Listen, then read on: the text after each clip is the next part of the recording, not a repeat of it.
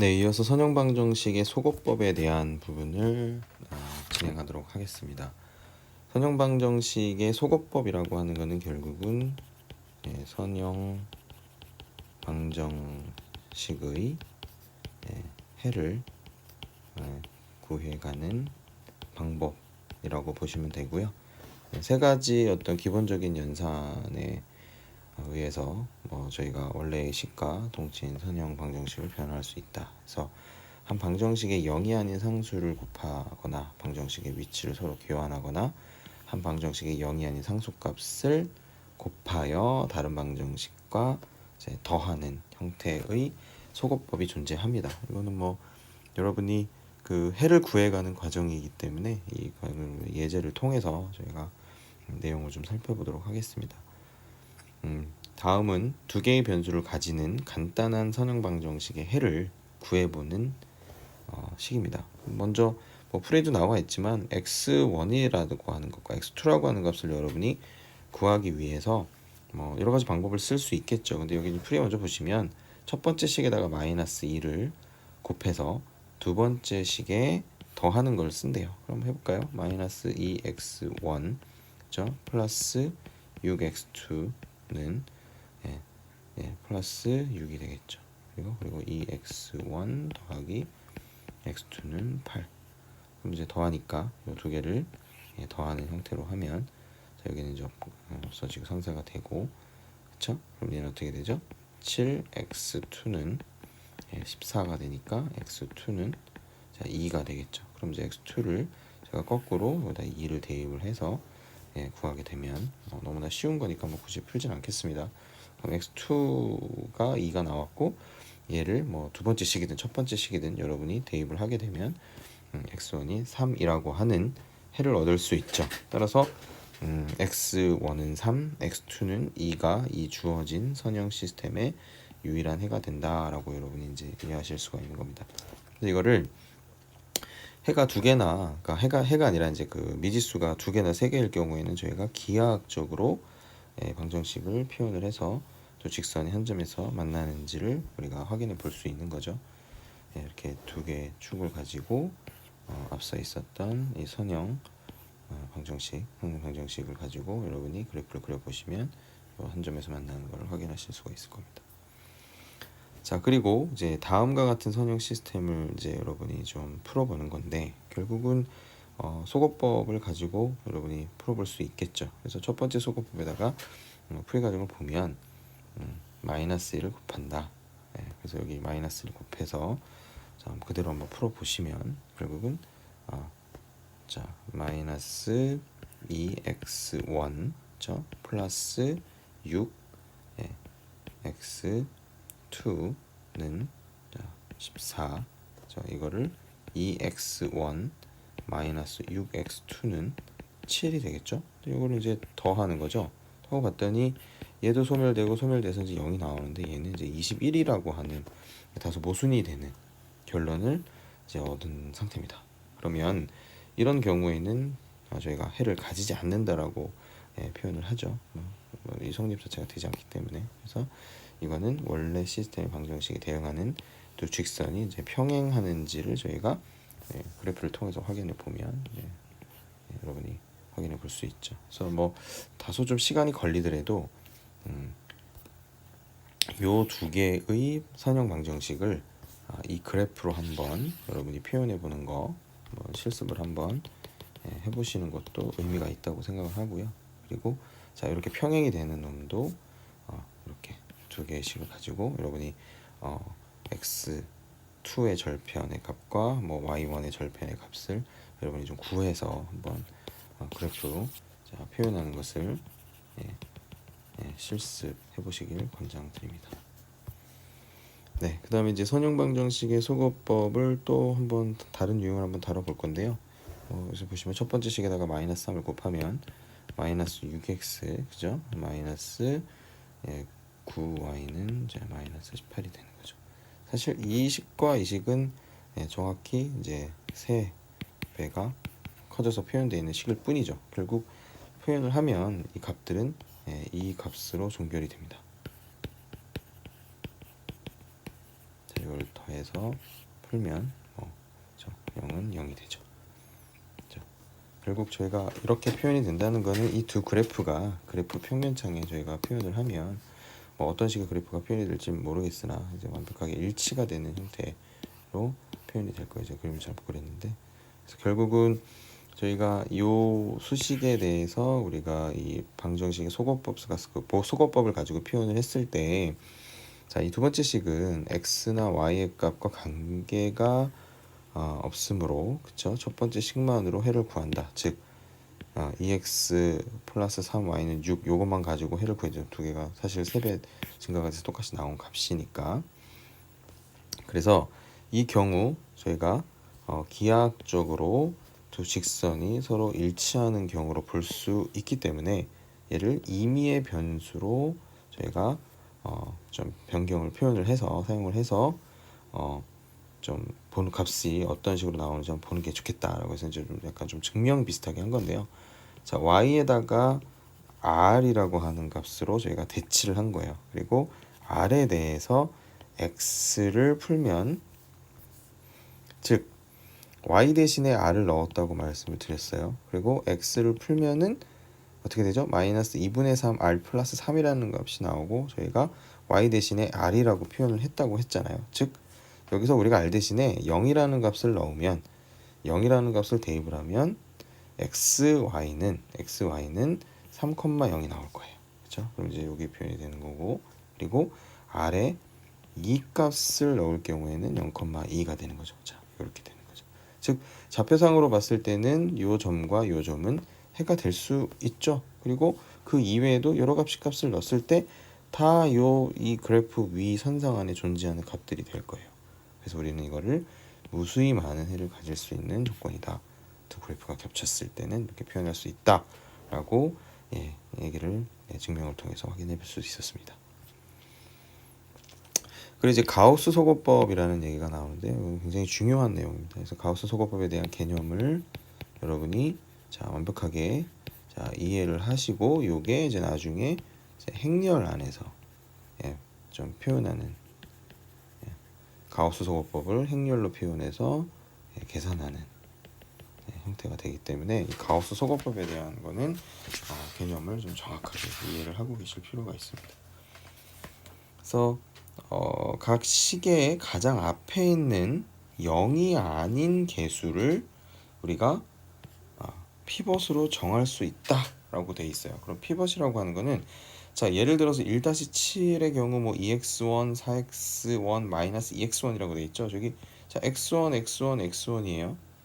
예. 그리고 여기 개수는 여기 2, 4, 마이너스 2예요. 자, 결국은 자, 1-7을 다시 한번 가서 보자고요. 1-7이 뭐냐면 이제 이거예요.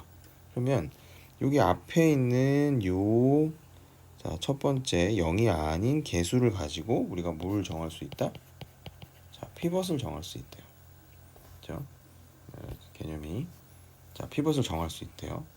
자, 그래서 정할 수 있는데 소거를 할 경우에 피벗을 축으로 소거하는 것이 매우 편하다. 피벗을 축으로 한다는 거는 앞서 설명드렸던 A, B, C라고 하는 선형 방정식이 이렇게 있다고 칠게요. 제가 좀 다 쓰기 좀 귀찮아서 이렇게 했는데, 자, 피벗을 정한다는 거는 요 놈을 피벗을 정하거나 요 놈을 피벗을 정하거나 요 놈을 피벗을 정한다는 얘기인 거예요.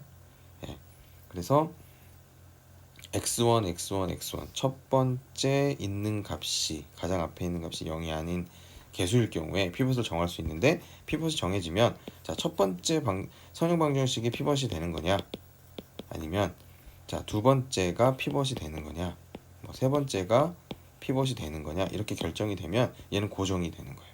걔를 축으로 해서 값들을 계산을 한다라는 개념입니다. 자, 그래서 다시 한번 보면, 자, 여기서는 피벗을 아마 여기로 정하게 될 것 같아요. 그래서 자, 첫 번째 식의 개수의 2를 피벗으로 잡아서 소거를 한대요. 자, 그게 뭐냐면 첫 번째 식을 피벗으로 정했기 때문에 첫 번째 값은 그대로 유지가 됩니다. 그리고 두 번째 식의 x1을 소거하기 위해서, 두 번째 식의 x1을 소거하기 위해서예요. 위해서 첫 번째 식에다가 마이너스 1을 곱한대요. 자, 얘가 피벗이었으니까 여기다가 어떤 값을 곱해도 얘는 그대로 유지가 되는 거예요. 근데 여기다가 마이너스 1을 곱한다 그랬으니까 이것도 한번 해볼게요. 그러면 마이너스 4x1 마이너스 2x2 마이너스 2x3는 마이너스 10이죠. 자, 이거를, 자, 이건 피벗이기 때문에 피벗은 고정이라고 말씀드렸죠. 그래서 그대로 밑에다 그냥 쓰고 요렇게 마이너스 2를 피벗에 곱한 요 템포러리한 요 값이랑 요 놈이랑 둘이 더한다라는 얘기예요. 그럼 두 개를 더하면 자 4x1하고 요 마이너스 4x1이니까 얘는 없어지겠죠. 없어지고 자 마이너스 6x2 마이너스 2x2가 더해져서 마이너스 8x2가 되고요. 그리고 자 여기 분간에 x3 없죠. 그러니까 그대로 마이너스 x2 x3를 적어주고 그죠. 그리고 마이너스 10 마이너스 2가 더해지니까 자 마이너스 12가 된 거예요. 자 여기까지 해서 첫 번째 값을 피벗으로 정해서 두 번째의 선형식을 없애기 위해서 여기다 마이너스 1을 곱한 것 뿐이에요. 자 이렇게 식이 나왔고요. 그 다음에 봤더니 세 번째 식의 x1을 또 소거하려고 하는 거예요. 자 이거의 목표는요 결국은 계속 소거시켜서 요 x3만 남게 하려고 하는 겁니다. 자 그래서 다시 위에서 보면 자 여기 뭐라고 되어 있냐면 세 번째 식의 x1을 소거하기 위해서 첫 번째 식을 세 번째에 더한대요. 즉 첫 번째 값은 피벗이기 때문에 변하지 않았습니다. 그리고 앞에 있는 자 마이너스 2x 플러스 7x2 플러스 2x3는 9라고 하는 놈이랑 그죠? 그리고 첫 번째 식하고 요 놈을 두 개를 어떻게 했다? 더했다. 더했으니까 자 뭐야 다시 돌아와서 요 놈하고 요 놈을 더한 거예요. 그러니까 얘는 없어지죠. 0 x 1일 거고 그러니까 사실 뭐 이게 그냥 0이죠. 그죠? 그리고 이거 두 개를 더했네. 어떻게 하는 거야? 8 x2가 되는 거고 자 이거 더했어요. 그죠? 더하니까 어떻게 돼요? 플러스 3 x3가 됐네요. 그죠? 그리고 요 두 개를 더했으니까 얼마가 되는 거죠? 네, 14가 되겠네요. 그럼 요 값이 그대로 들어갔네요. 그죠? 자, 이렇게 됐어요. 그때는 뭐 사실 이거는 뭐 연습하라고 이렇게 좀 쉽게 써놨으니까 그대로 어떻게 하면 돼요? 요 두 개를 그대로 또 더하면 되겠네요. 그죠? 그래서 요 두 개를 더할 때는 사실은 이제 요 놈의 값을 갖고 여기 더했기 때문에 요 값은 변하지 않죠. 밑에 있는 값만 변하게 되겠죠. 그래서 두 개를 더해서 그 결과를 적는 거니까 자 여기는 0이 될 거고 그죠? 0이 될 거고 다음에 요 놈하고 요 놈을 두 개를 더했으니까 자 플러스 x3만 남죠. 그래서 x3 적었네요. 그죠? 그리고 요 두 개를 더했으니까 2가 된 거예요. 즉 피벗이라고 하는 놈을 정해서 계속해서 나머지 x2 그죠? 뭐 x1 앞에 여기 x1 있었죠. 이런 것들 계속 없애기 위해서 피벗의 값에다가 계수에다 뭘 계속 곱해서 더하는 과정을 거치는 거죠. 이게 결국 우리 이제 소거법이라고 얘기를 하는 거예요. 그러면 자 x3라고 하는 값이 정해졌으니까 그 다음엔 어떻게 하면 되겠어요? 여기다 x3 넣어서 x2 구하고요. 또 x2까지 구했으면 뭐 3하고 x2 넣어서 x1 구하겠죠. 자 그렇게 해서 x3가 2 그죠? 2인 걸 가지고 거꾸로 이제 역으로 올라가서 2하고 1을 구하는 거죠. 그래서 이걸 역대입법이라고 얘기를 하는 겁니다. 굉장히 쉽죠. 사실 이거는 여러분이 뭐 중고등학교 때 뭐 이렇게 다 배우셨던 내용이기 때문에 뭐 충분히 다 이해를 하실 거라고 생각을 합니다. 자 그래서 뭐 이거 같은 경우도 결국은 다음에 세 개의 변수를 가진 선형 시스템을 살펴보자라고 나왔고 자 요놈을 이제 같이 저희가 또 어떤 거를 피벗으로 정할지 근데 여기 보면 자 첫 번째 조건 자체가 첫 번째 나오는 개수의 상수값이 0이 아닌 경우에 저희가 피벗을 정할 수 있죠. 그 중에서 뭘 정하는 게 좋겠어요. 사실은 뭔가 값을 곱했을 때 뭐 변하는 게 크게 많이 없을 경우에 걔를 좀 잡는 게 좀 피벗으로 잡는 게 소거할 때 좀 편합니다. 그래서 여기서 보면 첫 번째 식의 얘를 또 피벗으로 정했네요. 이거를 다 피벗으로 정했어요. 그리고 첫 번째 식에다가 마이너스를 곱했죠. 근데 다시 한번 생각해 보셔야 되는 게 피벗의 값을 곱했다고 해서 그게 변하는 건 아니라 그랬어요. 그쵸?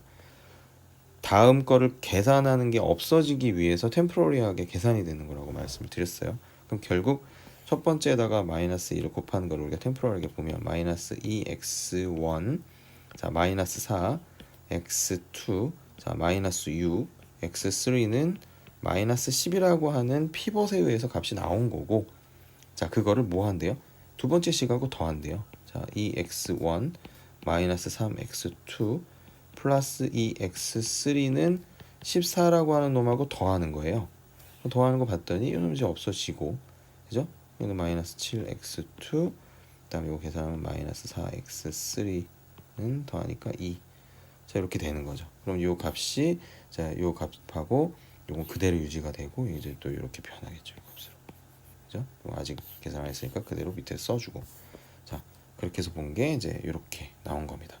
자 그 다음에 피벗이 계속 얘니까 자 피벗이 얘니까 첫 번째 식에다가 이제 세 번째 걸 없애려고 하겠죠. 당연히 또 마이너스 하면 또 곱해요. 그럼 이거는 마이너스 3x1 그쵸? 마이너스 6x2 자 마이너스 9x3는 그죠? 마이너스 18 그죠? 이렇게 됐고 자 저희가 하려고 하는 건 뭐죠? 이 세 번째 값이잖아요. 그죠?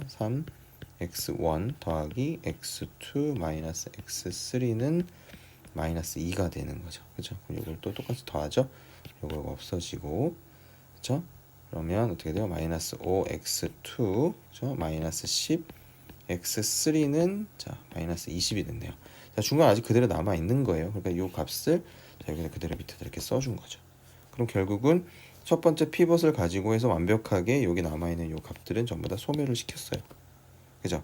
그럼 그 다음에 남은 건 어떻게 되겠어요? 요 나머지 있는 값들을 없애려고 하겠죠. 그렇죠? 그래서 다음 과정을 봤더니 세 번째 식에다가 마이너스 5분의 1을 곱했대요. 자, 그러니까 자 다시 앞으로 잠깐 넘어갈게요. 그러면 이 세 번째 식에다가 마이너스 5분의 1을 다 곱한 거예요.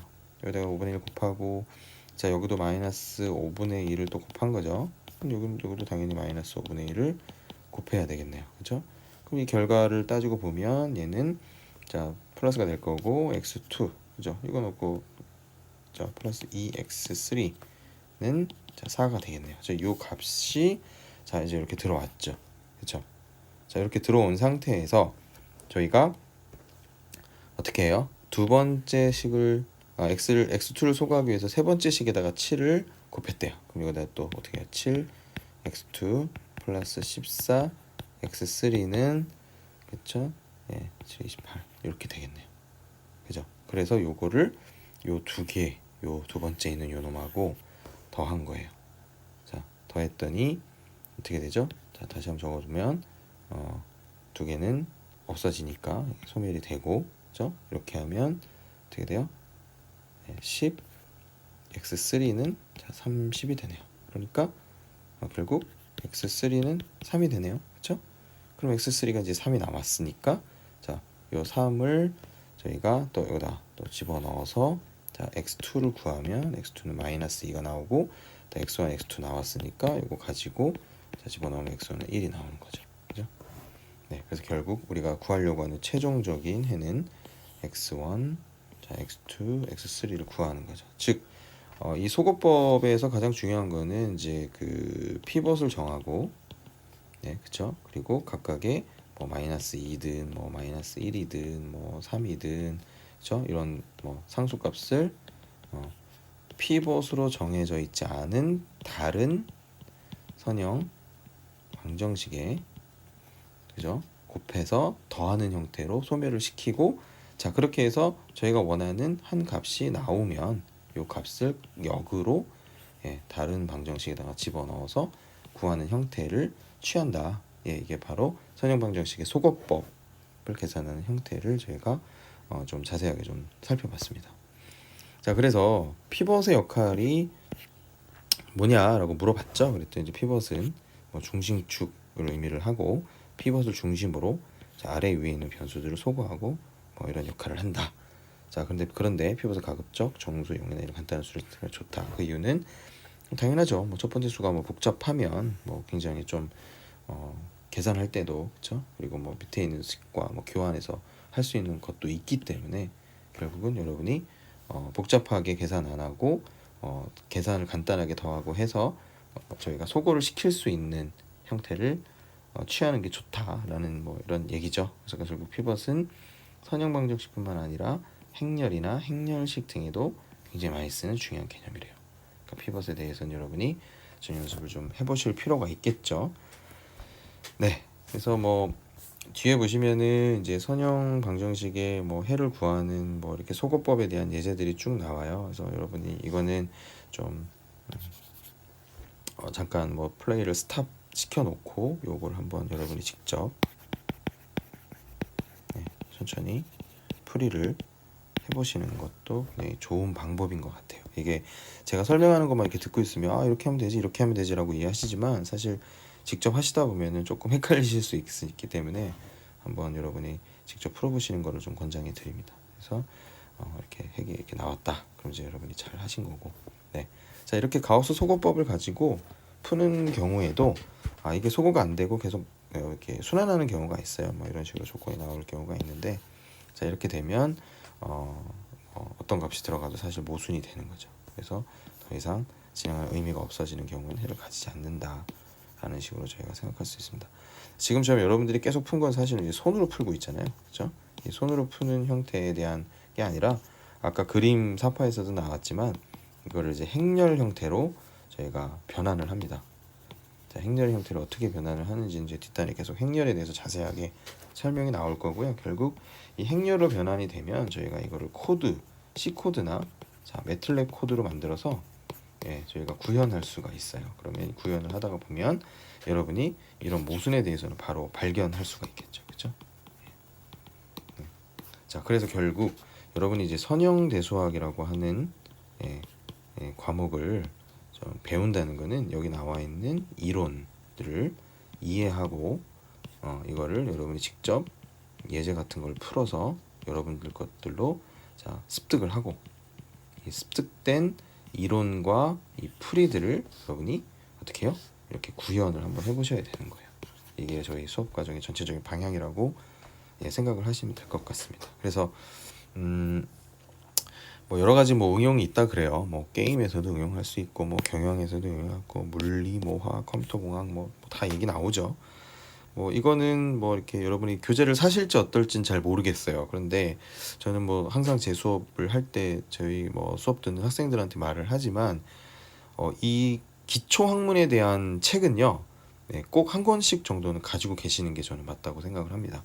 언제든지 좀 들여다보고 공부하실 수 있는 그런 좀 책이 좀 필요하고요. 인터넷이나 뭐 동영상 자료는 사실 언제 어디서나 볼 수 있는 장점은 있지만 이 책을 통해서 얻는 방법하고는 좀 다른 것 같아요. 그런 부분은 여러분들이 조금 활용하실 수 있는 방법을 고민을 하셨으면 좋겠습니다. 그리고 뭐 결국은 이제 뭐 수학을 뭐 전공하는 수학도에게도 뭐 굉장히 뭐 기초가 되고 당연한 얘기인 거죠. 그리고 뭐 사회생활에서 일어나는 여러 가지 복잡한 관계에 대해서 이런 거를 할 때 저희가 선형성을 판단을 해서 이런 선형대수의 여러 가지 개념들을 적용을 합니다. 그래서 뭐 가중치 같은 것들 그렇죠? 만들어서 저희가 문제를 해결하기 위한 방법을 좀 사용합니다. 천문학에서도 쓴다고 하네요. 네. 자, 여기까지 해서 저희가 그 첫 번째 강의는 좀 이렇게 좀 마무리를 하고요.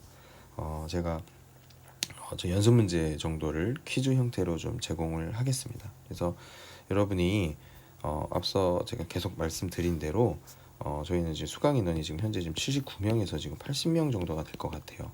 그러면 제가 앞에서 이론 수업만 하면서 떠들면 사실 여러분이 집중 못하고 그냥 졸기밖에 안 나기 때문에 제가 지금 고민하고 있는 것 중에 이제 코로나 사태가 좀 해결이 되고 여러분들이 다 모여서 강의할 수 있는 그 상황이 되면 두 명이서 한 조를 만들 생각이고 이 조 짜는 거는요 제가 좀 여러 가지 고민을 해봤는데 뭐 마음 맞는 사람하고 이렇게 해서 내는 거 별로 지금 인원이 너무 많아서 좀 힘들 것 같고 제가 출석부를 기준으로 그 순번대로 예를 들어서 1번, 2번, 3번, 4번 있으면 1, 2번이 한 조, 뭐 3, 4번이 한 조 이런 식으로 구성을 해서 말씀을 좀 수업 시간에 다시 한번 드리도록 하겠습니다. 왜냐하면 여러분들 퀴즈 같은 것들 제가 또 제출을 해줘야 되기 때문에 그 뭐 조편성에 대해서 좀 뭐 이렇게 좀 다른 안이 있거나 좀 뭐 이렇게 좀 하고 싶다고 하시는 분들은 저를 좀 찾아오시고, 뭐 별 불만 없으신 분들은 제가 정해준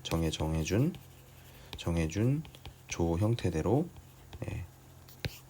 여러분들 그 실습을 하는 거다라고 이해하시면 됩니다. 실습이라고 하는 거는 제가 말씀드리지만 계속 이 퀴즈를 여러분 제가 내드리면 이걸 코드로 구현해서 두 분이서 고민해서 구현해가지고 이거를 같이 제출을 하는 거다. 이렇게 이해를 하시면 됩니다. 저도 이렇게 강의를 이렇게 녹화를 해서 해보는 게 처음이라서 사실 초반에는 제가 무슨 소리를 했는지 좀 모를 정도로 좀 벙벙해요. 그리고 막 중간중간에 막 좀 잡음도 좀 있었고, 그리고 이 내용이 지금 맞는 건지 뭐 제대로 설명한 건지 막 저도 사실 좀 헷갈려요. 그래서 여러분들 뭐 이렇게 동영상 강의하는 좀 한계가 좀 있다 보니까 제가 다음 강의 때는 조금 더 좀 나은 좀 형태로 제공할 수 있도록 좀 신경을 쓰겠습니다. 그래서 여러분들 코로나 사태가 좀 잘 진정이 돼서 수업 시간에 얼굴 보고 수업할 수 있는 그날을 좀 기다리도록 하겠습니다. 고생하셨고, 다음 강의를 위해서 저는 이만 말을 줄이겠습니다. 고생하셨습니다.